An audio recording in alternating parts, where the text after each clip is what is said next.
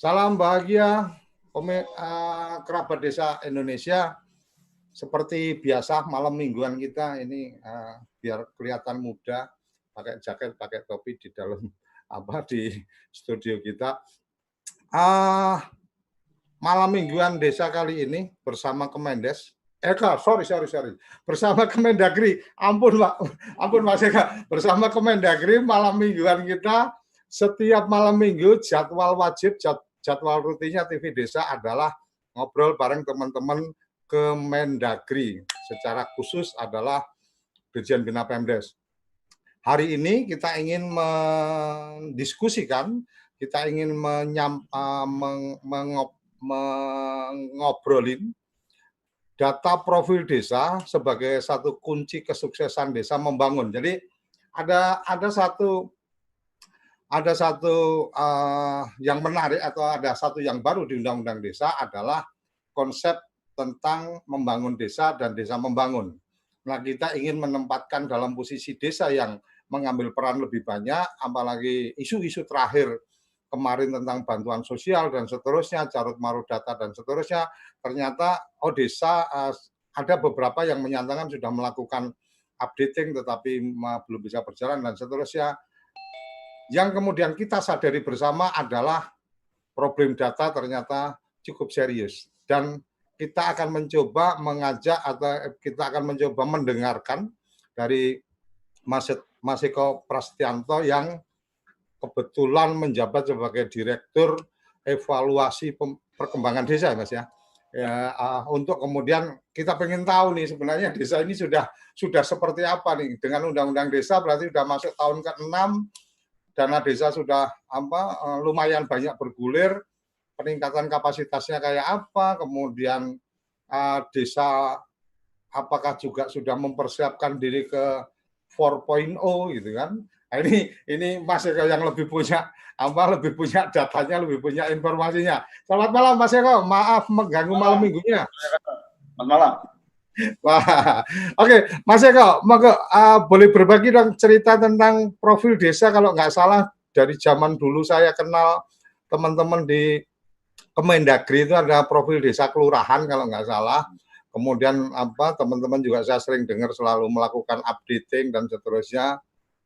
Kalau memang ada updating, kalau memang dikerjakan itu, kenapa kemarin masih ada riuh-riuh tentang dana bansos, bahkan ada juga rumah kepala desa yang diacak-acak dan segala macam. Monggo Mas Eko, silakan. Waktu sepenuhnya buat jenengan. Mohon maaf mengganggu malam minggunya. Silakan. Terima kasih Mas Eko. Assalamualaikum warahmatullahi wabarakatuh. Om Swastiastu, Namo Buddhaya, selamat malam, selamat damai sejahtera untuk kita semua. Pertama-tama saya mengucapkan minal aidin wal faizin bagi Bapak Ibu semua. Mohon maaf lahir dan batin dalam suasana Idul Fitri ini. Jadi saya pertama-tama terima kasih Mas Suryo Koco diberi kesempatan untuk menyampaikan mengenai masalah profil desa, ya, sebagai kunci kesuksesan desa membangun. Kalau kita lihat dalam konsep Undang-Undang 6 2014 ada dua konsep, yaitu mengenai desa membangun dan membangun desa. Sebenarnya data ini bukan hanya untuk desa membangun saja, artinya dari bawah, bottom up, ke atas, ya, tetapi juga dari atas ke bawah. Ini sangat penting data ini. Oleh karena itu, ini sebagai sinkron sebenarnya data ini. Baik yang membina mengawasi dari pusat, provinsi, kabupaten kota, kecamatan, ya. Kemudian dari desa dan kelurahan sendiri yang melaksanakan. Ya, data ini penting. Pertama, untuk memberikan apa? Masukan-masukan, feedback. Ya. Apa yang sudah dilakukan itu, direncanakan itu, apakah sesuai dengan kebutuhan, dengan data yang ada atau tidak? Nah, data profil, ini benar apa yang dikatakan Mas Suryo Koco, sudah ada sejak tahun 96, Pak. Iya, betul. Nah, 96. Tetapi data ini kemudian ada penyempurnaan dengan Permendagri 12 2007. Ya. Terus kemudian di-online kan sejak tahun 2012, efektif 2013, Pak. Ini online, sudah online nih Pak. Berarti sudah online ya Mas? Hah? Sudah online ini berarti kan? Sudah online, real time. Artinya setiap saat di input, diproses, output ada di situ. Ya. Artinya data yang sudah online ini tergantung Pak. Tergantung antara kerjasama sinergi pemerintahan yang ada, baik pusat, Pemda, maupun di bawahnya di sini yang paling melaksanakan, yang paling urgen adalah desa, kelurahan. Nah, sekarang ini dari 74.953 desa, 8.488 kelurahan, yang tersebar di 416 kabupaten, 98 kota, 34 provinsi, itu baru 63%, Pak. Yang melakukan proses updating. Yang melakukan proses updating. Artinya input, Pak, ya. Bukan saya proses input, oke. Ya, baru input, Pak. Artinya ini perlu kita tingkatkan. Tetapi, Bapak dan Ibu, kita sebenarnya sudah bersyukur dengan data ini. Karena mengapa kok baru 63%? Ternyata setelah kita teliti kedalamannya, ada banyak hal yang menjadi kendala. Pertama, SDM. Sebelum Undang-Undang 6, masih ada kepala desa yang SD ke bawah, Pak. Oh gitu ya? SMP ke bawah. Jadi masih SD bahkan. Sebelum Undang-Undang 6. Ya. Terus kemudian, Bapak dan Ibu, kalau kita lihat sekarang ini, kondisi geografis desa-desa di Indonesia itu tidak sama. Ada yang susah, ya, memang berat sekali jaringannya. Maka benar kalau Bapak Presiden sekarang di Indonesia Timur contohnya dipasang namanya Palaparing. Ya.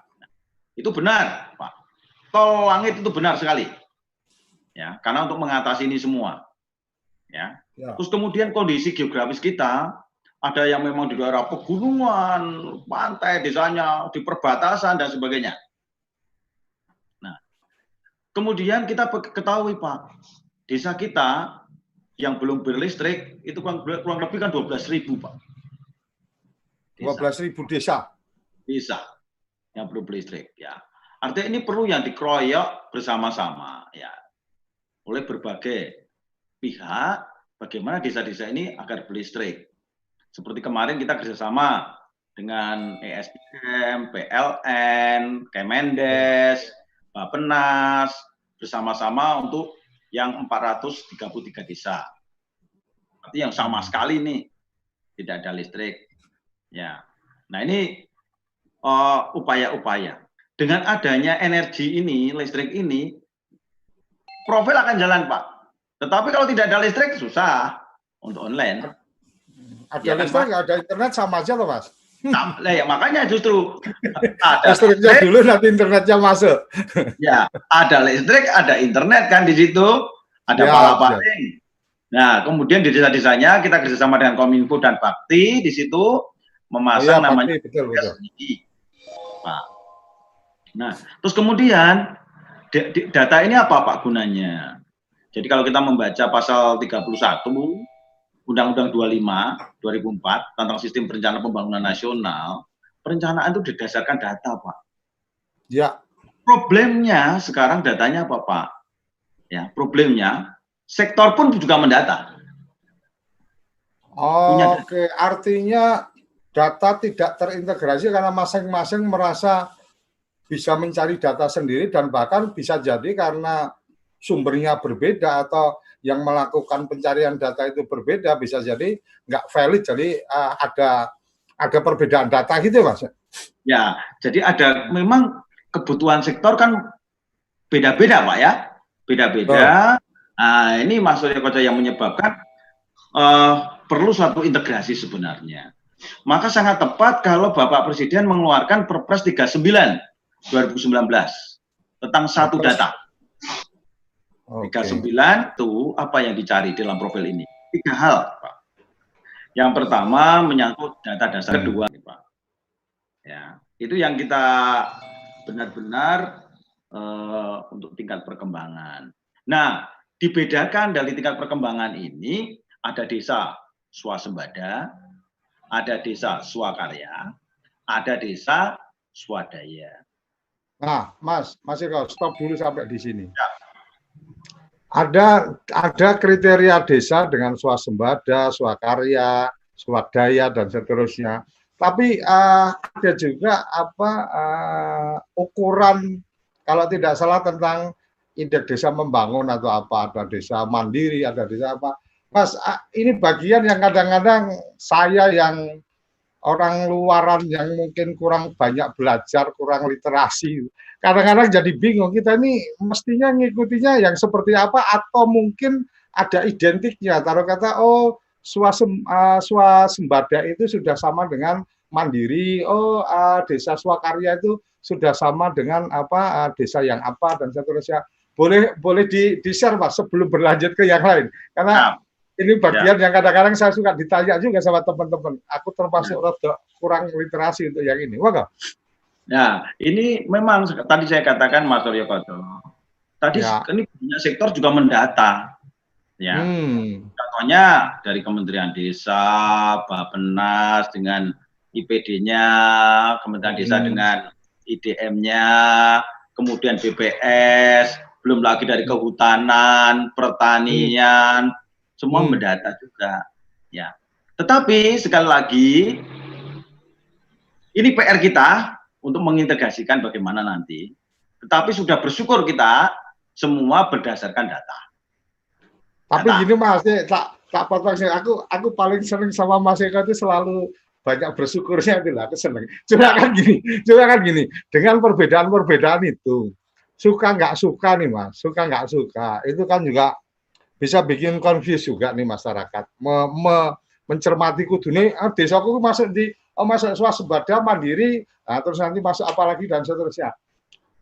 Mungkin dengan pengalaman Mas Eko yang sedemikian panjang ngurusi desa kan gitu, harus bukan harusnya lah, usulan atau pemikiran Mas Eko seperti apa sebenarnya kalau kemudian apakah kemudian perlu ada satu integrasi klasifikasi, atau kemudian mestinya satu bahasa ketika bicara menetapkan desa saya ini sebagai desa tertinggal, maka ini identik dengan desa swakarya atau apa dan seterusnya. Mungkin ada ide Mas Eko yang sudah malang melintang di dunia perdesaan dan perkelurahan. Moga Mas. Jadi aku minta maaf ya Mas, agenda malam mingguan atau obrolan-obrolan yang biasa kita bikin, memang kita pengennya kita pengennya cut untuk bisa lebih dalam tentang apa yang disampaikan. Monggo. Ya, jadi memang apa yang dikatakan oleh Pak Jokowi, satu data, ya, satu peta, satu kebijakan itu penting, Pak. Tetapi ini sebagai proses tahapan, Pak. Sebagai proses tahapan menuju ke situ, Pak. Yang ada saat ini adalah data itu masing-masing punya data, ya. Nah, kemudian kalau begitu Kementerian Dalam Negeri melakukan ini apa dasar hukumnya? Begitu kan, Pak? Dasar hukumnya dari Kementerian Dalam Negeri jelas Undang-Undang 6 2014 pasal 112 113 sebagai pembina pengawas penyelenggaraan pemerintahan desa dan pemberdayaan masyarakat. Sudah disebutkan di situ. Ya. Kalau di Undang-Undang 23 2014 tentang pemerintahan daerah di pasal 373 ayat 3 itu Pak. Koordinator penyelenggaraan pemerintahan daerah. Nah, di sini Bapak dan Ibu, kalau begitu bagaimana kita menjalankan Pak, menjalankan regulasi yang ada ini, kemudian dalam perpresnya ada di dalam Perpres 11 2015. Pak, ya. Jadi ini yang kita jalankan. Untuk apa? Melakukan evaluasi perkembangan desa. Kalau kita baca di pasal 22, Pak. Evaluasi perkembangan desa. Nah, mengapa Pak, kok ini tidak disamakan? Nah, sekarang menyamakan data itu juga akan menyamakan masalah siapa yang mengisi data. Benar nggak Pak Koco? Oke. Ya. Contoh sekarang, kita ingin mengetahui data itu tujuannya apa. Kalau tujuannya misalkan saja kayak profil, itu tujuannya untuk bank data. Berarti ini banyak pihak nanti, bukan hanya kepala desa dan kasih PEM-nya saja yang ngisi, tapi banyak pihak di sini. Nah, sekarang kan tidak mungkin, Pak, kalau semua kepala desa ngisi data itu, nggak mungkin. Contohnya, data tentang iklim, data tentang cuaca, nggak mungkin kepala desa, Pak. Nggak mungkin. Sebaliknya juga, kalau pertanian misalnya aja mencari data tentang produksi beras suatu daerah atau padi, dia nanyakan ke desa kan nggak mungkin juga, Pak, ditanyakan ke desa nanti. Pasti ditanyakan ke pertanian di situ. Nah, ini yang perlu menjadi pertimbangan kita bahwa siapa yang mengisi, tujuannya untuk apa, ini yang penting. Artinya memang ada data-data tertentu yang sebenarnya bisa satu data ini. Pak. Jadi istilahnya data yang kalau kita sekarang COVID ini rapid testnya itu, Pak, rapid testnya. Nah, rapid kan, testnya. Mas Eka, tapi kan ya, ketika kita bicara data, bicara integrasi data, kemudian dengan sistem teknologi yang sekarang ada, ini kan hanya masalah bahwa ada satu satu servernya lah, ada satu sistemnya yang kemudian itu bisa terintegrasi, yang kemudian masing-masing bisa memberikan input dengan sesuai tupoksi ini. Jadi big datanya ini ya dengan beberapa sumber, tetapi memang ada otoritas-otoritas yang secara spesifik. Mungkin bisa seperti itu sebenarnya, kira-kira. Ya, memang seperti itu. Jadi artinya ada data-data yang ditujukan ke desa, ada data-data yang ditujukan di kabupaten kota, sesuai dengan SKPD yang ada, provinsi, begitu kan? Yang lola. Memang harus seperti ini. Makanya kalau kita lihat sebenarnya, Kominfo saya kira sudah sangat bagus juga memberikan ini loh aplikasinya, wadahnya, begitu. Tinggal di sini diisi, ya. Yang bertanggung jawab ini siapa? Bertanggung jawab ini siapa? Saya kira udah langkah yang bagus, Pak. Ini proses. Artinya ini sudah dimulai. Sudah, Pak. Sampai untuk domainnya pun sudah diatur oleh Kominfo, Pak. Sudah diatur. Artinya ini sangat bagus sekali. Nah, tinggal sekarang, Pak, ini tidak semua, Pak, kita baik itu di desa, kelurahan, daerah maupun pusat, ya, belum semua itu bermindset bahwa sebagai basis perencanaan itu ada data. Artinya tingkat kesadaran itu masih bermasalah dalam tanda petik di semua level atau di level desa aja, Mas? Tidak, di semua level pun masih perlu ditumbuhkan, saya kira. Ditumbuhkan. Nah, masih perlu ditumbuhkan arti penting data itu. Nah, terus belum lagi seperti Mas Ryo Koco tadi katakan, sekarang dengan indikator yang bagaimana memandang itu. Ya kan? Satu objek dengan indikator yang berbeda, hasil akan berbeda. Ya, apalagi yang mengukur juga tidak mempunyai kesamaan background, saya kira. Ini kompleksitas yang kita hadapi. Tapi sekali lagi, Mas Ryo Koco, bersyukur harus kalau ya. Artinya kita apa? Kita ada namanya Desdesa, Mas Ryo Koco. Desdesa, ya, bertemu KL, kita bertemu, ya, kita bahas dengan teman-teman, ya, sebelum pandemi ini ya, Mas Ryo Koco ya. Kita bahas dengan teman-teman untuk menyatukan berbagai persepsi, mengintegrasikan. Desdesa itu ada di posisi kementerian mana, Mas? Dalam negeri. Menko atau dalam negeri? Dalam negeri. Selaku pembina pengawas kan kita, koordinator penyelenggaraan pemerintahan daerah kan, di situ. Tapi kalau di dalam negeri ada kekhawatiran juga, mungkin saya yang terlalu berlebihan.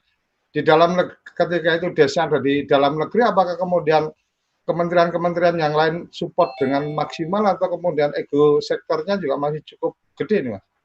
Tidak, saya kira setiap kita rapat, datang, hadir juga, hadir. Artinya kan ini saling support, Mas. Kita menyadari sudah diatur tupoksinya masing-masing kok, tupoksinya. Nah, tinggal sekarang bagaimana kita saling komplementer kan, saling melengkapi. melengkapi. Nah, kemudian dengan data ini yang jelas kita ingin apa kebijakan yang dilakukan oleh pemerintah, apa yang dilakukan oleh Bapak Presiden. Kita ini kan membantu semua ya, membantu Bapak Presiden kan. Di situ adalah tepat, Pak. Tepat.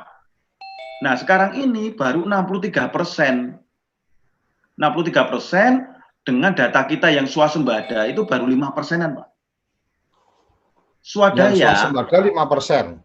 Nah, swadaya 25%, 24 sekian, sedangkan sisanya itu masih swadaya. Nah, swadaya ini macam-macam kok terjadi swadaya. Swadaya itu memang daerahnya swadaya. Ada yang ngisinya kurang pas, tidak tepat. Ada yang tidak update, Pak. Oh, oke. Nah, ini harus semua pihak, maka tadi kita katakan. Jadi contohnya, dari kecamatan misalkan saja. Kecamatan juga harus mendorong desa-desa untuk mengisi ini dong sebagai dasar RPJMD, pembuatan RPJMD maupun RKP. Ya. Didorong oleh kabupaten kota, provinsi, pusat. Nah, kalau ini belum bersinergi, ya tentu ini banyak hal yang perlu kita lakukan. Ya. Contoh yang sudah kita lakukan sekarang rapat koordinasi, kemudian mendorong ada pelatihan-pelatihan, kemudian ada juga fintech untuk mengisi ini. Sekali lagi, ini pekerjaan yang perlu proses, Pak. Perlu proses. Tidak seperti semudah membalik telapak tangan. Ya. Apalagi prosesnya kan sudah lama, Mas. Dari 2002 berapa? 7. Kan berprosesnya berarti juga udah lama tuh, Mas. Nah, sekarang itu percepatan mungkin ya. Bukan, Pak Surya Koco. Mengapa kita itu online baru 2013? Oke. Dana desa itu turun kan baru 2014, efeknya 15 toh? Ya. Iya kan? Ini perlu kita sadari. Dulu itu kan desa itu sebelum Undang-Undang 6 hanya ada ADD. Ya. PP 2 2005. Yang belum tentu kabupaten mengalokasikan sampai 10%. Iya. Dari kan, Pak? Ya enggak, Pak Surya Koco. Bapak semua. Ini harus kita sadari semua ini. Nah, inilah yang menjadi persoalan kita. Kita sudah selangkah maju, Pak. Undang-undang desa memberikan dana desa. Selangkah maju tuh. Perjuangan 8 tahun. Saya kira ini bukan perjuangan yang pendek, Pak. Perjuangan 8 tahun. Ya kan, perjuangan panjang lah, geruduk Mas Eko dengan pasukan segitu banyak. Artinya ini keluarlah dana desa, bersyukur kita. Bersyukur, Pak. Sudah ada musyawarah desa mekanismenya, gitu kan. Nah, artinya efektif dari 2015, 16, 17, ini kan sebenarnya ini sudah 63%, itu sudah kita syukuri, Pak. Nah, sekarang kita cari penyebab. Oh, ternyata ada yang tidak berlistrik. Nah, inilah yang kita identifikasi, kemudian kita kerjasama dengan atas perintah Bapak Presiden, Bapak Menteri, Bapak Tito Karnavian, kita identifikasi. Pertama kemarin 433 desa. Oke. Nah, belum listrik ini, kroyok di sini dengan PLN, dengan Kemendes, dengan Bappenas, ya, kroyok di sini, PMK, Menko PMK.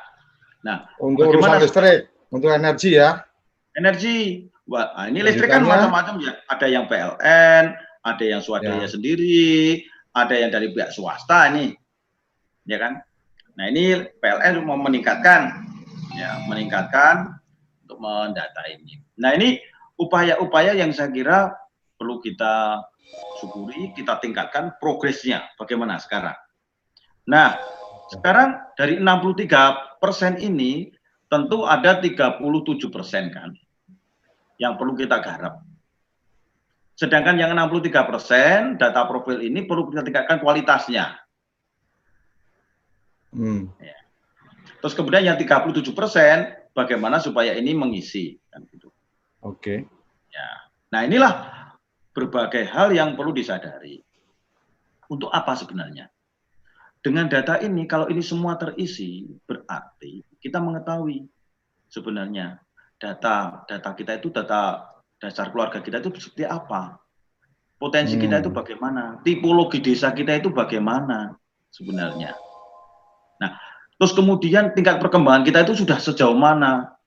Selama 5 kali dana desa itu sebenarnya ada perkembangan apa. Iya. Nah, itu kalau ini diketahui, ya, dipahami bersama, saya kira ini akan mempercepat. Yang jelas tambah kan panjang jalan, Mas, udah jelas tambah berapa kali lingkar bumi. Nah, justru itu. Ini kan apa ya?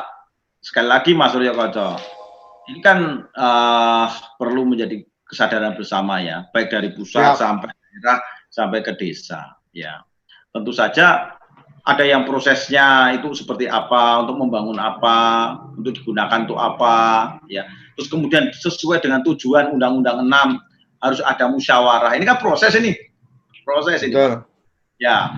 Nah, ini yang sebenarnya menarik untuk kita selalu mendiskusikan seperti ini ya, bersama-sama supaya ada pemahaman-pemahaman yang bagaimana untuk mempertajam bagaimana supaya desa itu semua swasembada. Ya. Nah, artinya apa? Kita sudah bisa mengidentifikasi desa kita. Permasalahannya apa? Potensinya apa? Untuk apa? Melaksanakan pasal 78 Undang-Undang 6. Tujuan pembangunan itu apa? Mensejahterakan, meningkatkan kualitas sumber daya manusia, menanggulangi kemiskinan. Nah ini, saya yakin Mas Koco, kalau di desa-desa, kelurahan-kelurahan tidak ada orang miskin, ya di Indonesia nggak ada orang miskin, Pak. Oh iyalah, semua kan tidak di desa sama kelurahan. Masih pinter aja. Kalau batas desa itu selesai, Pak, di desa kelurahan, ya selesai. Ya. Ini kalau menyinggung batas desa, kayaknya Mas Eka ingin menyampaikan juga ternyata batas desa kita masih belum clear juga mungkin. Nah, sekarang ini batas itu yang ada desa-desa kita, bahkan kelurahan, ada yang batasnya itu kan batas alam. Batas belum alam, batas betul. Berdasarkan koordinat. Artinya kita ini Permendagri 45 2016. Begitu. Ya. Jadi batasnya itu bagaimana supaya didorong semua ke koordinat. Ya. Nah, kalau ini disadari semua dari pusat, kemudian daerah dan desa, saya yakin tidak ada persoalan batas di kemudian hari. Berarti kalau energinya siap, internetnya siap, sebenarnya ngurusi batas itu gampang banget ya, Mas? Lah, kalau sudah batasnya selesai, kemudian di sini sudah ada energi, sudah ada data, listriknya ada, berarti ordinat itu kan berfungsi semua, Pak. Betul, ya. Ya kan? Semua di online kan bisa, Pak. Artinya apa? Tinggal kita mengemas dengan suatu alat namanya Geographic Information System, GIS. Ya, betul. Itu mengisi potensi-potensi ini, Pak. Nah, kalau potensinya ini sudah terisi, kita bisa gunakan share, kita gunakan untuk memantau, membina, mengawasi, dan sebagainya. Sekarang ini yang ada, kita hanya bisa melihat secara garis besar, spasial, Pak. Tetapi tidak bisa melihat mikronya. Contohnya nih, sekarang. Ketika batas daerah selesai, di situ, jadi hanya congkrongannya aja yang selesai, kita hanya bisa melihat congkrongan itu, Pak. Tetapi bagaimana batas yang di dalamnya, nggak bisa kita. Nah, justru itu. Nah, sekarang kalau ini bisa diketahui, kemudian kita bisa tampilkan di dalam Geographic Information System, di situ jelas, Pak, potensi-potensi apa saja yang ada di situ, bagaimana pergerakan mobilitasnya, masalah kependudukan, bagaimana menyangkut masalah sumber daya alam, kita ketahui. Jadi di 416 kabupaten, 98 kota itu ketahui, Pak, kedalamannya. Artinya jeroane kaya ngopo konangan kabeh, Mas. Konangan. Jadi harus berbuat apa dan harus bagaimana jadi lebih lebih tepat karena memang berdasarkan basis data yang valid kan gitu ya? Ya, ya seperti itu. Ya. Oke, Nah, masih ada yang ingin ditambahkan Mas Eko sebelum saya absen teman-teman yang sudah gabung dan memberikan chatting-chatting atau komentar? ya. Jadi dengan basis data yang valid, terukur, ya ini sebenarnya akan mempermudah kita, baik kita untuk melakukan desa membangun maupun membangun desa. Oke. Itu akan mempermudah. Saya kira itu Mas Suryo Koco, nanti bisa. Oke, maturun Mas Eko, saya absen atau saya baca teman-teman yang sudah gabung chatting. Alhamdulillah di Zoom kita saya cuma punya kapasitas sampai 100 tapi ini 62 sudah bergabung. Mas Yuli udah raise hand. Nah, sebentar saya baca teman-teman yang lain supaya di acara kita ini teman-teman juga ketahuan atau terpanggil nama-namanya karena sudah ada chatting di YouTube. Saya bacakan dulu Mas Eko dari Kaltara join, Mas Bang Ferdi, ada Ci Ayub ini dari Aceh hadir, kemudian P3MD Boyo Kecamatan Boyolali hadir, Hans Haror, kemudian Desa Cilangkara, terima kasih Bekasi, kemudian Dinas PMD Dukcapil Provinsi Bali hadir, matur nuwun, Pasuruan Jatim hadir, Mas Mo Fauzan, ada PMD Provinsi Lampung juga hadir, Kabupaten Semarang hadir, Mas Aris, kemudian ada Kecamatan Nusa Penida, Bali, Kelungkung, Gede Herwis, kemudian ini yang di YouTube ya, kemudian Mas Andi, ada beberapa yang Provinsi Bali, oke, Sunda Emonde dari Cibiru Wetan, ada juga dari Pangandaran hadir, Kartoh, dan banyak juga nih kalau saya baca semua. Kemudian dari Boyolali udah, ini ada yang terkait pertanyaan, izin bertanya Pak Direktur. Ya. Seperti apa progres pembinaan dan pengawasan pada provinsi sebagaimana Undang-Undang 6 dengan diterbitkannya Permendagri 90. Jadi Mas Eko ini dari Bang Ferdi menanyakan izin bertanya untuk proses pembinaan pengawasan provinsi yang diatur dalam sebagaimana Undang-Undang 6 ini diterbitkan Permen 90. Mungkin satu itu bisa sambil dicatat, nanti yang lain saya ikutkan juga. Kemudian Mojo Songo udah, oke. Mas Ferdi lagi program kegiatan Permendagri ini nanti akan dijelaskan setelah ini Bung Ferdi untuk yang di channel YouTube. Kemudian Mas Hadian, Kades Bandung hadir. Oke, jadi ada pertanyaan tadi untuk yang dari channel YouTube, nanti yang di Zoom saya akan share saya akan buka ininya, saya akan buka forumnya sehingga teman-teman bisa langsung menyampaikan. Yang sudah raise hand Mas Yuli Andri dari PD MPD Kabupaten Dharma mana ini, kemudian ada Mas Simon Arwal. Yang dari YouTube dulu mungkin Mas Eko, silakan.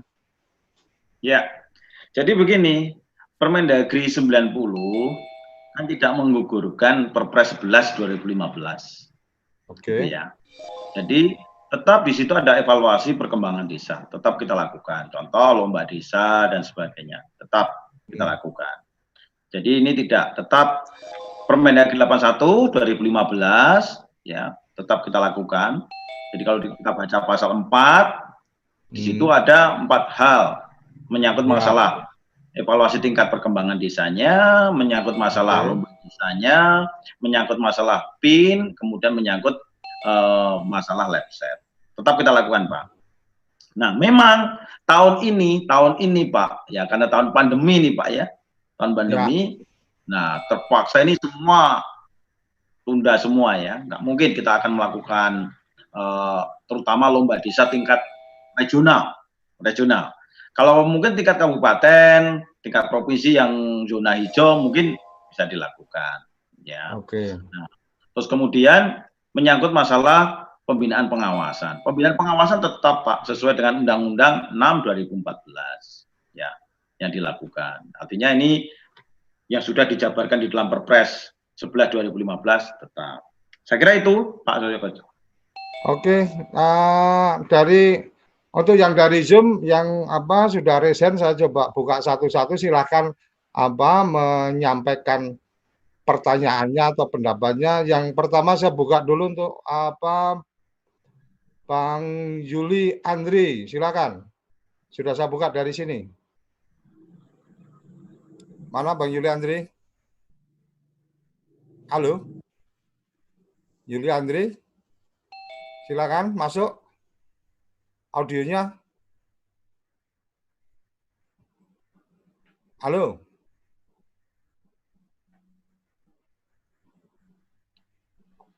Audionya silakan. Udah on itu, silakan, Mas. Halo Pak.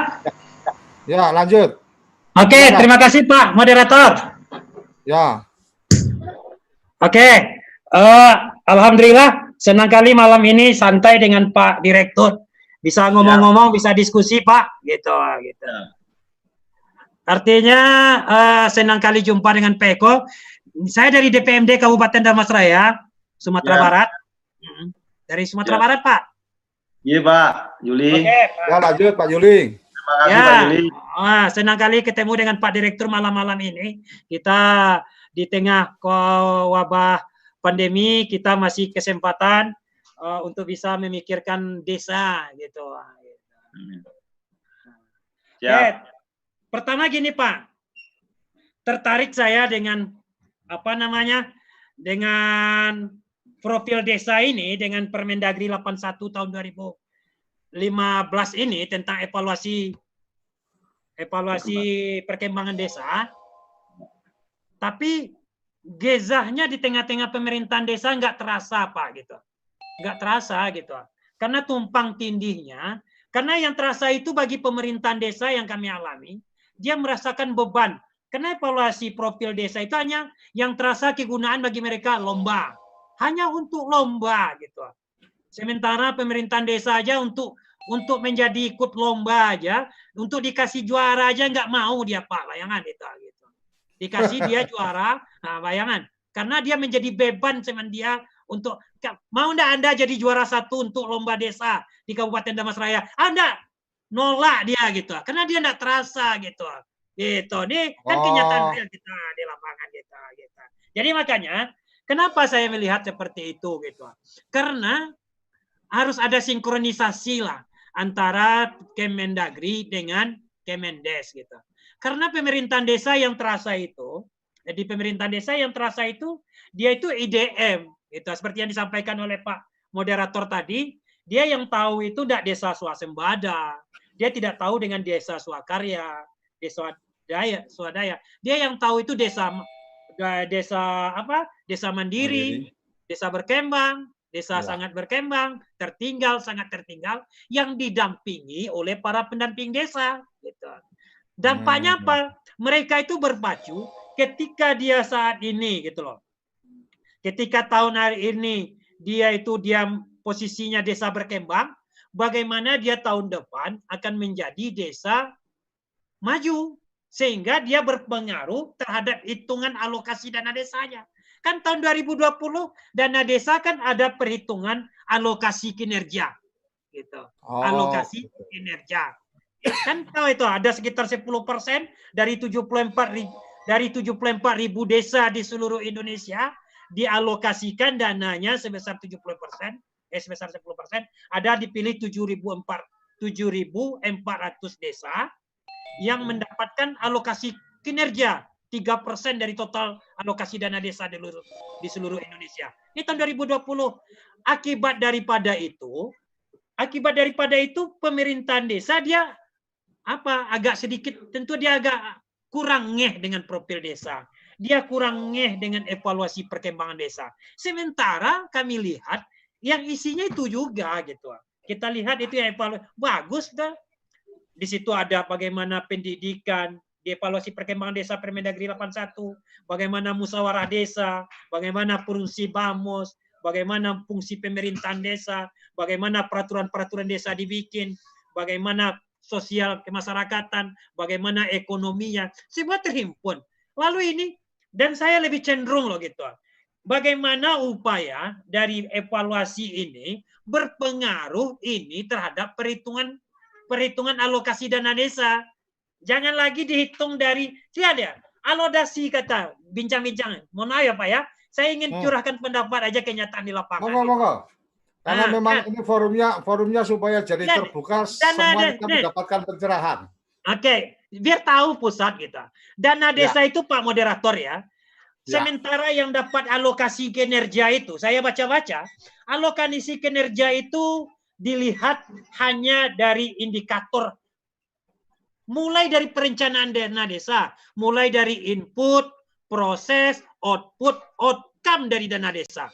Sementara evaluasi perkemahan desa di bawah binaan Bapak Eko ini itu lebih makro gitu. Kalau saya berpikir lebih makro gitu, lebih mantap gitu. Makanya kalau bisa inilah yang menjadi indikator di pemerintahan desa untuk mendasar perhitungan terhadap perhitungan alokasi dana desa gitu. Nih, ini saran saya. Kalau enggak evaluasi perkembangan desa ini itu susah implementasinya di lapangan, susah gitu. Karena saya salah satu nih Pak. Saya kan pembinanya pemerintahan desa ini di Kabupaten Damasraya. Saya ada di Kabupaten Damasraya itu ada 52 desa, atau kalau di kami namanya nagari gitu. Kalau di kami nama 52 nagari gitu. Dari 52 nagari itu kalau berbicara profil desa gitu, hanya karena setiap tahun kan lomba di mindset pemerintahan desa itu aja tahu Pak, yang namanya lomba itu mereka itu memerlukan biaya gitu. Mereka perlu, dan kami Solah Coba tidak perlu biaya. Bagaimana profil desa itu bagus gitu. Bagaimana apa yang dikerjakan itu yang dicatat, itu yang kita evaluasi gitu. Kita evaluasi sendiri, lalu kami nilai benar nggak evaluasi itu, sesuai fakta nggak dibikin-bikin. Ini kalau ada rapat memang dikerjain kan begitu mestinya. Tapi harus diperkuat oleh pemerintahan pusat. Bagaimana evaluasi ini ada gezahnya gitu. Dia itu terhubung dengan keuangan, terhubung dengan bagaimana perhitungan dana desa.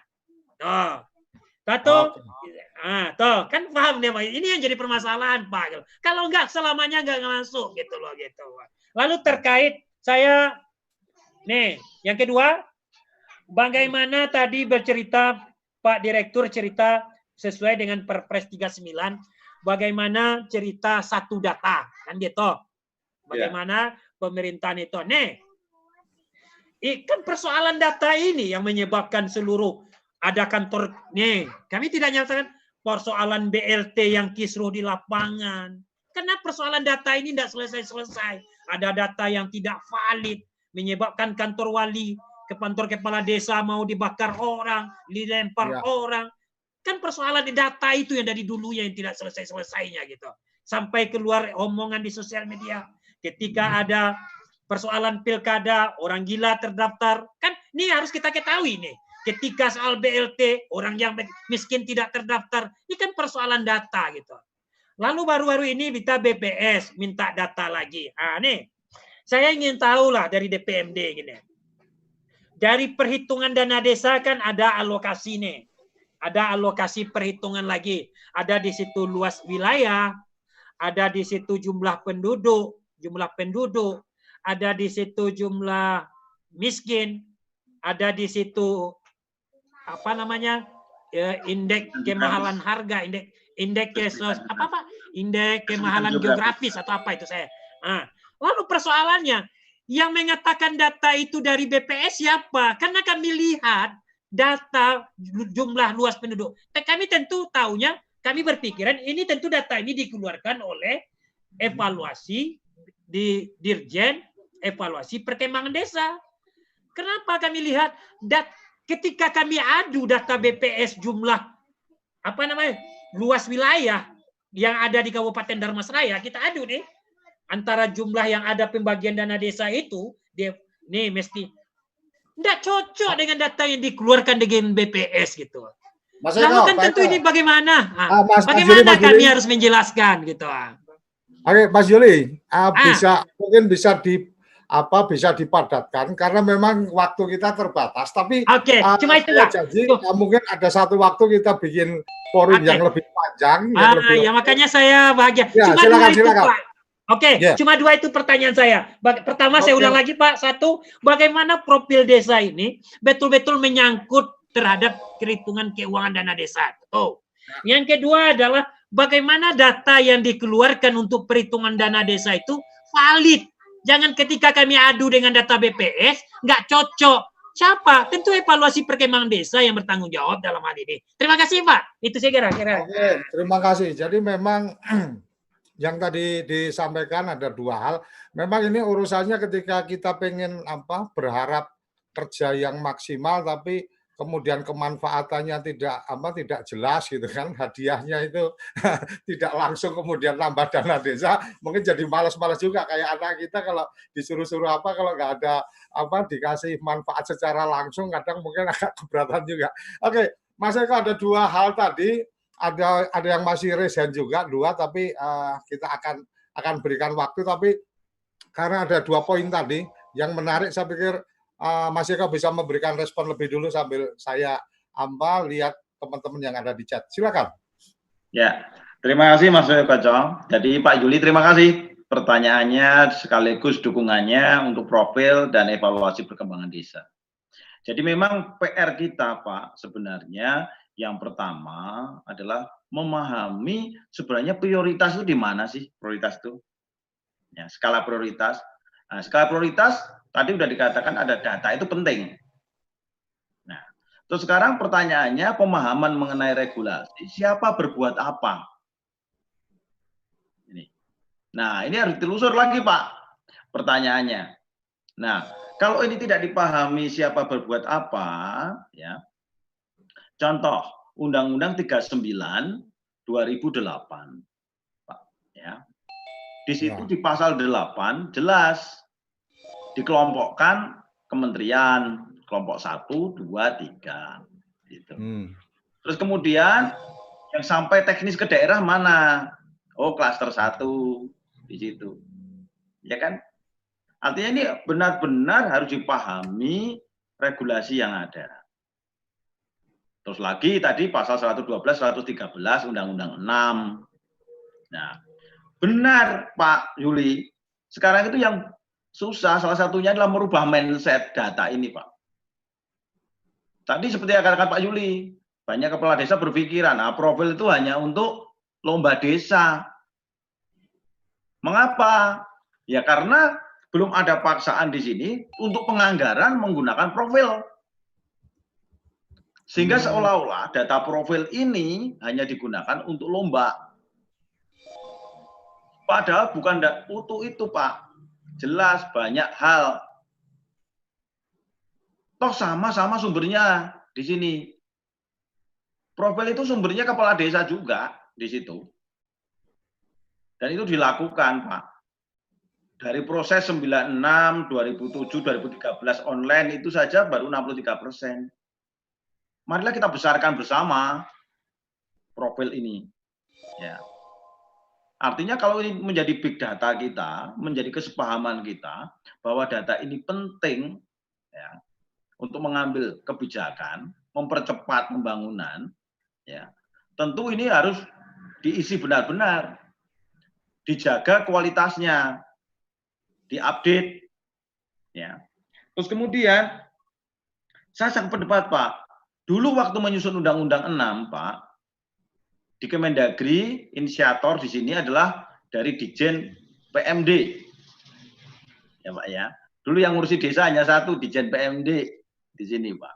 Ya. Terus kemudian memang sudah ada profil desa. Nah, kemudian mengapa kok ada Permendagri 81? Karena ada hal-hal yang tidak tercantum di dalam profil desa setelah ada Undang-Undang 6. Tadi memang ini suatu evaluasi, Pak, penting sekali dilakukan. Nah, ketika ini muncul kelembagaan banyak yang mengurusi desa, nah inilah Pak, ini tentu harus menjadi pemikiran kita bagaimana memecahkan persoalan ini supaya ini bisa bersinergi bersama-sama. Ya, tidak lagi menimbulkan persoalan baru malahan. Ya, persoalan baru. Nah, terus kemudian saya kira apa yang dilakukan oleh pemerintah dengan memberikan reward 1,5% untuk kinerja, alokasi kinerja itu bagus, Pak. Bagus saya kira. Artinya ini sesuai dengan Undang-Undang 6 2014. Ya, kita menuju ke situ. Kalau kita ingat yang pertama kali ya Pak dan Ibu semua, yang namanya pemerataan itu kan semakin lama semakin menurun kan? Sampai sekarang.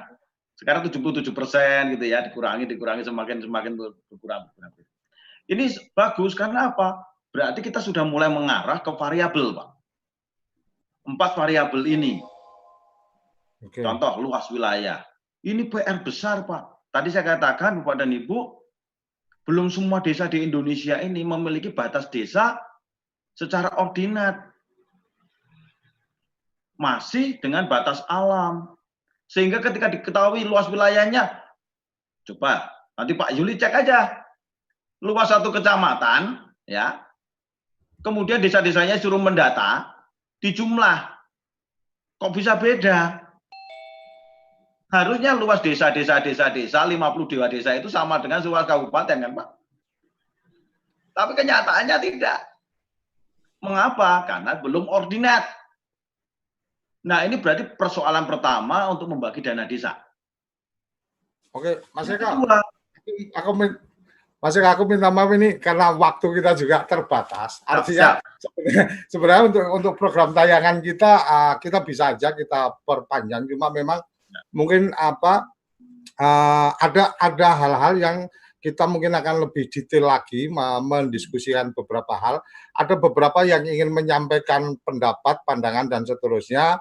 Saya akan buka lagi dan mungkin saya berharap masing-masing bisa lebih singkat untuk kemudian nanti di terakhir Mas Eka bisa memberikan tanggapannya sekaligus untuk closing statement. Ada Pak Ketut artikel, saya sudah buka, silakan Pak Ketut untuk bisa menyampaikan pendapatnya. Kemudian ada Mas Hadian, setelah ini saya buka Mas Hadian sama Pak Kan. Silakan Mas Ketut. Baik, terima kasih Pak. Jadi di sini Pak terkait profil desa Pak, terima kasih. Terus yang terhormat Bapak Eko, saya dari Waikanan Pak, Provinsi Lampung. Nah ini di sini terkait profil desa, memang ini agak unik Pak, makanya saya ikut bergabung. Yang pertama, ini ada hubungannya dengan Permendagri 84, di mana SOTK itu sangat bergantung dari profil desa. Di mana pasal 11 disebutkan SOTK itu disusun berdasarkan swasembada, swakarya, dan swadaya. Jadi tingkat klasifikasi, jadi pemenuhan jumlah kasih, kaur, segala macam itu tergantung profil klasifikasinya. Jadi sehingga di sana kita bisa menentukan jumlah aparatur di desa kita. Itu yang pertama. Tapi dengan adanya Prodeskel itu sangat mempermudah perhitungan Bapak. Jadi dengan mudahnya perhitungan itu sehingga di kami di Kabupaten Waikanan itu 100% sudah melakukan penginputan. Cuman datanya di Prodeskel, sistem Prodeskel itu tidak lengkap datanya. Karena kenapa? Karena mereka cukup kadang-kadang mengisi desa, kemudian ngisi di form 002, 003 saja. Kemudian data kependudukan itu belum diisi sama sekali. Atau desa yang rajin, ada yang mengisi tapi belum lengkap. Cuman harapan kami di menu Prodeskel itu, harapan kami ada tambahan pelayanan data kependudukan. Pelayanan data kependudukan yang sinkron dengan data DDK. Jadi apabila ada penduduk yang minta surat, harapan kami surat itu udah ada formnya menu di Prodeskel itu, sehingga tinggal klik saja siapa yang mau buat surat, langsung suratnya jadi, sehingga mau tidak mau si aparatur desa ini mau menginput DDK yang ada di menu profil desa. Kemudian yang berikutnya harapan kami tambahan menu-menu, kemudian upgrade data, kemudian data-data dana desa, penggunaan dana desa itu juga disampaikan di sana, sehingga tidak hanya dalam bentuk banner di desa, tapi juga di web profil desa. Mungkin itu saja Pak, terima kasih. Oke, terima kasih Beli Ketut. Ini lanjut, tadi saya sudah buka, kan KAN ini saya tadi tanya ke chatting, belum memberikan infonya, silakan. Nama siapa disampaikan? Oke, nggak masuk ya. Atas di sini tertulisnya KAN. Mas Hadian, silakan Mas Hadian. Baik, terima kasih. Selamat malam Pak Direktur. Ya, terima kasih. Masuk. Lama nggak berjumpa. Baik Pak, yang pertama ingin saya tanyakan ke Pak Dir terkait dengan profil. Kalau saya nggak salah saya melihat di Undang-Undang 6 itu kan disebut tentang pengembangan sistem informasi desa. Nah, apakah Prodeskel ini bagian dari pengembangan sistem informasi desa tersebut? Itu yang pertama. Kemudian yang kedua, kapan penerapan sistem satu data ini diimplementasikan? Tetapi kalaupun itu diimplementasikan, kekhawatiran desa adalah terjadi seperti apa yang terjadi sekarang. Ketika BPS, Dinas Pertanian, Kemensos tidak pernah mengumpan balikan hasil pendataannya kepada desa. Sehingga pada saatnya desa membutuhkan data, itu tetap menjadi kesulitan. Kemudian saya masukkannya untuk Prodeskel ataupun pendataan yang lain, itu tidak cukup, tidak menampung data by name by address terkait dengan penyandang masalah kesejahteraan sosial dan lain-lain. Padahal di level desa kan itu hal-hal yang cukup dibutuhkan untuk mengambil keputusan dalam rangka merencanakan pembangunan. Kemudian terkait dengan kisruh data, kalau pengalaman saya di desa 6 bulan ini, double data, kemudian salah data itu bisa saja terjadi. Tapi apakah kita akan terus menyalahkan kondisi itu? Maka desa tetap harus berbuat. Desa harus menjadi filter terakhir dari segala bentuk hal yang kurang ideal, agar sampai kepada masyarakat tidak menjadi menghebohkan, tidak menimbulkan keresahan baru. Dan dengan berbekal data-data yang ada di desa, sebenarnya kita bisa memvalidasi, memverifikasi kembali data-data tersebut. Saya kira itu Pak Direktur, dan mohon untuk diberi ruang ke depan desa bisa melakukan sistem pendataan sendiri, terutama terkait yang memerlukan data by name by address. Terima kasih. Oke, terima kasih Kang Hadian. Saya sudah buka Apih Alifa, silakan. Oke, makasih Mas. Halo. Ya, halo. langsung, ya. Assalamualaikum warahmatullahi wabarakatuh. Selamat malam Pak Eko. Ya Pak Alifa. Saya Pak Nana dari Bogor. Ya. Masih ingat Pak Eko, Pak Nana, Bogor. Lanjut Mas, waktu kita pendek. Iya. Apa yang ingin disampaikan? Iya, siap. Kalau menurut saya mengikuti Prodeskel ini sejak tahun 2015. Kendalanya adalah memang update data. Seperti yang sering disampaikan oleh Pak Eko bahwa Prodeskel itu pertama update, kedua pemutakhiran data, ketiga adalah pendayagunaan data. Sampai saat ini pendayagunaan data itu tidak bisa dilaksanakan karena desa tidak pernah mengupdate secara real. Kenapa tidak pernah diupdate? Karena Prodeskel tidak ada duitnya. Itu poin ini. Ya, Pak, itu karena Prodeskel tidak ada uangnya. Berbeda dengan IDM, karena IDM itu berkaitan dengan afirmasi dana desa. Itu pasti, jangankan siang tengah malam pasti akan diupdate. Berbeda dengan Prodeskel. Prodeskel gimana Mas? Pasti dikerjakan karena ada hitungan afirmasi tadi. Betul. Tapi kalau Prodeskel hanya terkait dengan, tadi setuju dengan Pak Ketut, itu hanya bermentok kepada SOTK desa. Ketika di Kabupaten Bogor diterbitkan peraturan bupati tentang penetapan SOTK desa menggunakan pola maksimal atau minimal, desa itu kalang kabut. Sementara desa sudah menetapkan dengan pola maksimal 3x3 KUR. Sementara di Prodeskelnya adalah swadaya. Kalau melihat Permendagri 84, itu mereka harus menggunakan 2x2 KUR. Jadi kalau pendapat saya Pak Eko, Prodeskel kenapa tidak pernah diupdate? Karena tidak ada duitnya. Mungkin itu pendapat saya Pak Eko. Bagaimana dari Kemendagri bisa menganggarkan untuk untuk anggaran lah untuk update Prodeskel untuk mensupport desa. Mungkin itu pendapat saya.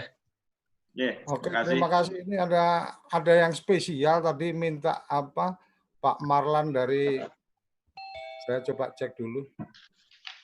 Oke, ini harus secara khusus saya berikan waktunya. Pak Marlan, silakan Pak Marlan. Terima kasih Pak Koco. Assalamualaikum Pak Eko. ini saya harus spesial memberikan waktu. Mohon maaf Pak Eko, saya tadi janjinya yang tadi sudah segen, tapi karena beliau ini salah satu yang sangat mendukung program TV Desa dengan presentasi penelitiannya di Kementerian Desa. Silakan Pak Marlan. Terima kasih Mas Koco. Pak Eko, salam kenal nggih. Selamat malam Pak Marlan. Izin ini baru sekali nih Pak. Kebetulan saya dari sebelah dulu Pak, dari kehutanan, jadi baru gabung di Kemendes Pak.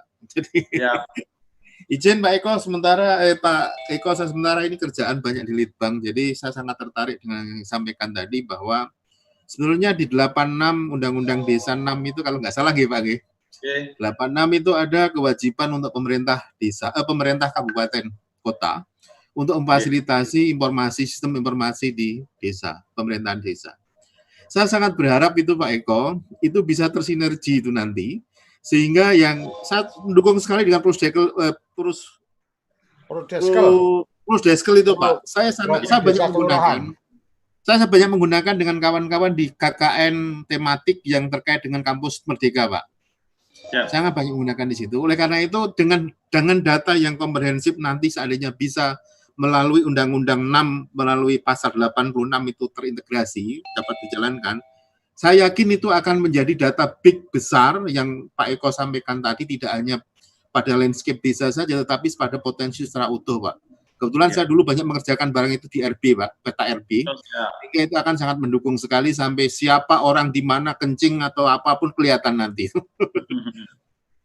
Saya sangat berharap ikut Pak Eko, mudah-mudahan nanti kawan-kawan bisa di Kementerian Desa maupun Kementerian Daerah dalam negeri bisa mendukung untuk di pelaksanaan di Undang-Undang 6 itu di pasal 88. Mungkin itu aja Pak Eko, terima kasih Pak Eko, Pak Koco, makasih diberi kesempatan. Terima kasih.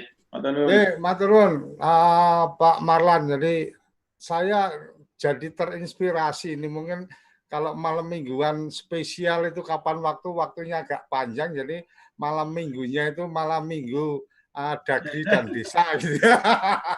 Oke, Mas Eko, dari input atau informasi-informasi yang tadi disampaikan mungkin bisa memberikan tanggapan, dan sekaligus saya mohon maaf kepada semua teman-teman. Alhamdulillah lebih dari 60 sudah berpartisipasi di Zoom. Sekaligus nanti Mas Eko bisa memberikan closing statement-nya, dan kita pastikan akan ada tema-tema yang menarik berikutnya, karena ini sudah ada yang nitip pesan juga kalau bisa selanjutnya bicara khusus data desa tapi mengundang juga JKPP, NGO, dan fokus pada pemetaan. Oke, ini sudah saya sampaikan pesan titip pesan materinya ke Mas Eko. Mungkin Mas Eko bisa mencari siapa direktur yang bisa jadi tamu kita minggu depan. Maka Mas Eko. Ya, terima kasih Pak Koco. Ini Pak Ketut, saya ucapkan terima kasih Pak Adrian, Pak Nana, dan Pak Marwan tadi ya. Luar biasa. Saya terima kasih supportnya untuk profil desa Pak ya.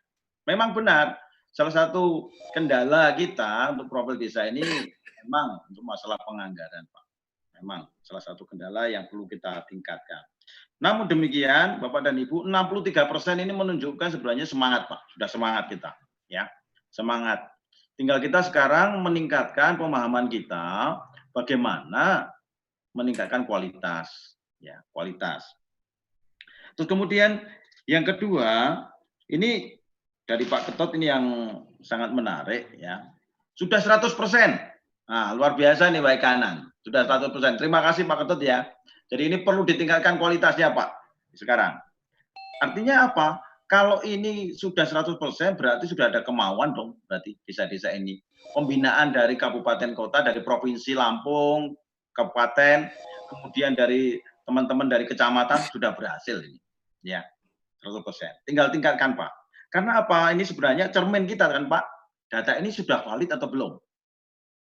Ya. Kalau valid berarti akan memudahkan dalam pengambilan keputusan, kebijakan Pak. Nah, terus kemudian terima kasih sarannya juga untuk menyangkut masalah pelayanan. Jadi data dasar kita tingkatkan ini Pak ya, maksudnya tadi dari Pak Ketut. Terima kasih sarannya.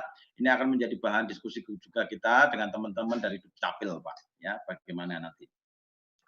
Kemudian untuk Pak Adian. Nah, ini ketemu lagi Mas Adian. Ini Mas Adian ini lama melintang di Pasar Minggu juga ini Mas Adian ini. Sekarang Kades ya Pak Adian ya, luar biasa.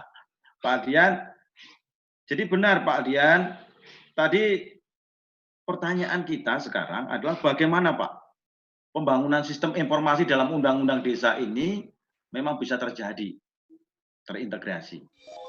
Artinya perlu kita pelajari sebenarnya data-data yang ada, mana yang bisa diintegrasikan, mana yang tidak. Memang spesifik sektoral. Nah, ya. Contohnya saja menyangkut masalah suruh desa menghitung natalitas, mortalitas, nggak mungkin Pak, nggak mungkin. Tapi spesifik desa untuk menghitung, misalkan aja tingkat kematian berapa, nah itu aja. Ya, jumlah kematian berapa, nah itu aja. Itu mungkin bisa dilakukan. Artinya ini ada data-data yang bisa diintegrasikan, ada yang tidak.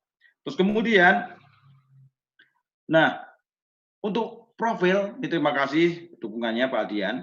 Jadi memang profil ini salah satu keunggulannya bisa langsung umpan balik Pak, feedback. Ya. Begitu dia mengisi, benar Pak, dia akan tahu sebenarnya.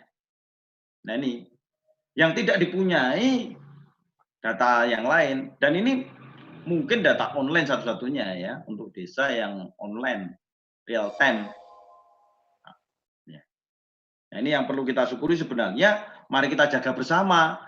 Mengapa sebenarnya dalam penyempurnaan profil kita hati-hati benar, karena data yang sudah kita peroleh ini jangan sampai sia-sia Pak. Susah loh Pak, ya 63% dari 74.953 desa, 8.488 kelurahan itu, susah Pak. Ini perlu kita jaga bersama. Ya demikian juga setiap pergantian kepala desa, bahkan camat dan sebagainya, mari kita jaga bersama Pak. Ya data ini, supaya ini menjadi benar-benar big data kita semua, ya, untuk memudahkan kita dalam mengambil keputusan, ya.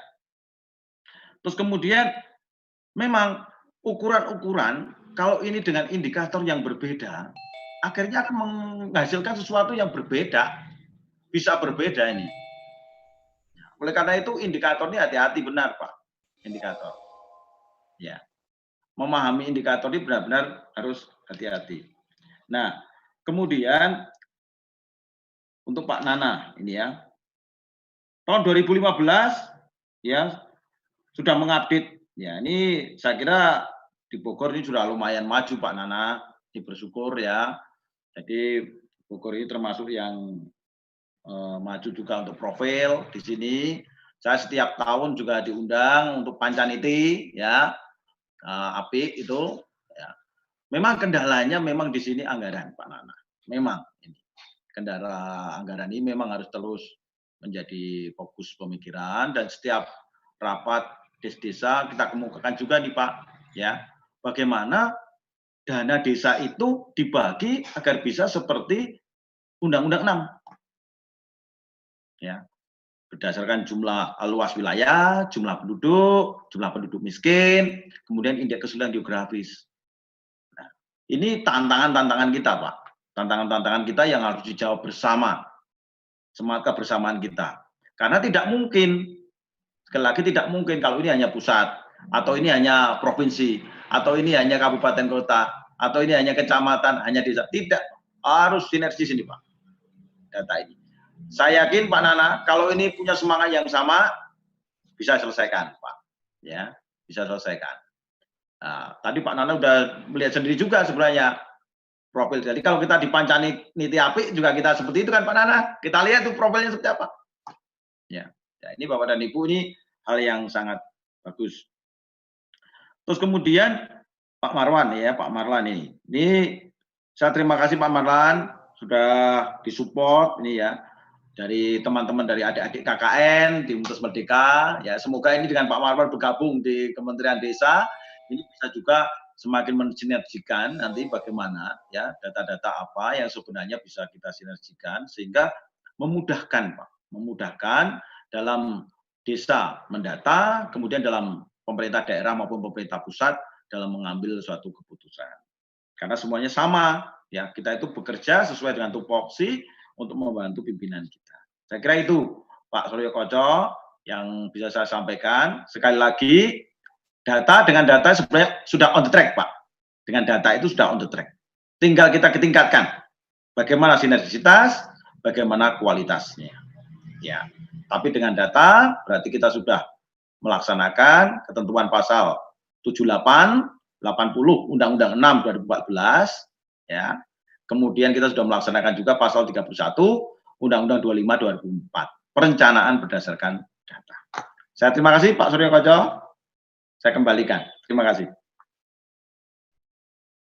Matur nuwun Mas Eko. Saya mohon maaf karena memang waktu yang sudah disepakati antar kita. Ya. Ada satu pertanyaan tadi dari teman di Jayapura. Saya sudah kirim WA ke Pak Eko. Saya juga sudah kasih nomor saya ke teman yang di Jayapura. Nanti mungkin bisa tektokan di luar forum ini. Tetapi yang jelas saya melihat ada hal-hal positif malam mingguan kita. Ini malam mingguan yang keempat. Ada sempat satu malam minggu yang kita off. Semoga malam minggu berikutnya kita bisa mengangkat tema-tema yang menarik untuk kemudian mempertemukan para pihak yang punya kompetensi atau punya ketertarikan sehingga setiap malam minggu itu kita menemukan sesuatu yang baru untuk perbaikan, artinya untuk memperbaiki ke depan. Dan memang semangat kami di TV Desa, kami ingin selalu mengabarkan hal-hal yang pada akhirnya adalah untuk lebih memuliakan desa, jadi lebih menjadikan desa menjadi sesuatu yang akan kita tempatkan menjadi hal yang utama. Saya pikir itu, mohon maaf untuk yang sudah chatting tapi saya belum sempat baca-baca karena memang ternyata responnya luar biasa. Saya appreciate sekali. Setiap malam minggu ini semakin hari semakin banyak yang partisipasi Mas Eko. Jadi kalau sampai tidak ada tamu yang bisa saya datangkan, ini saya bisa dimusuhi banyak orang. Jadi mohon dibantu teman-teman di Kementerian Dalam Negeri untuk selalu menghadirkan tamu atau menyempatkan diri menjadi tamu di malam mingguan Kementerian Dalam Negeri. Saya pikir sampai di sini, sampai jumpa di malam minggu berikutnya dengan tema-tema yang lebih menarik. Kami akan diskusikan lebih lanjut dengan teman-teman Kemendagri, diskusikan di pasar minggu untuk tema-tema apa yang akan kita angkat supaya kita bisa mencari konklusi dari mungkin kalau ada permasalahan atau mungkin ada sesuatu yang bisa jadi inspirasi untuk kita semua.